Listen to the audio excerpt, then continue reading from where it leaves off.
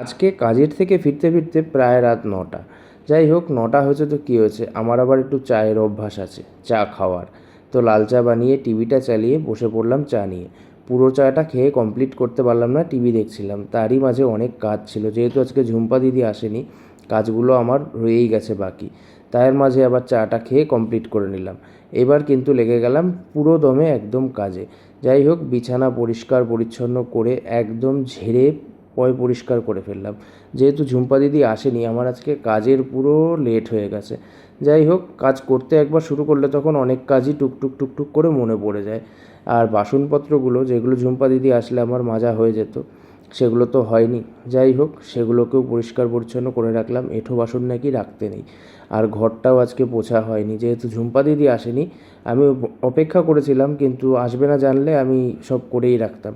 যাই হোক, তারপরে স্নান সেরে নিলাম, আর স্নান সেরে দেখো তো কেমন লাগছে আমাকে। যাই হোক, তারপরে জামা কাপড় কিছু ছিল সেগুলোকে ভাঁজ করে আবার আলমারিতে ভরে রাখলাম।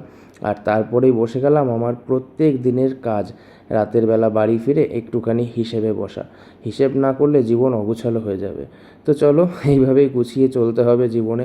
আর হিসেব নিকেশ কমপ্লিট করতে করতে দেখলাম ঘড়িতে বেজে গেছে 10:30। 10:30 বেজে গেছে। খাবার তো হোম ডেলিভারি থেকে নিয়েই এসেছিলাম, রুটি আর সঙ্গে একটা সবজি। আর আজ দিয়েছিল সয়াবিন আলুর সবজি।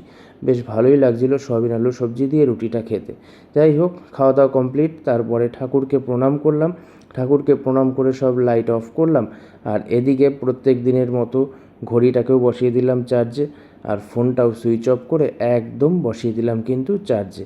আর তারপরে, যদিও ঠান্ডা সবার এলাকাতেই কম বেশি পড়েছে, আমাদের এখানেও পড়েছে। আর আমার এখন একটু গরম লাগছে, খানিকক্ষণ এসি চালিয়ে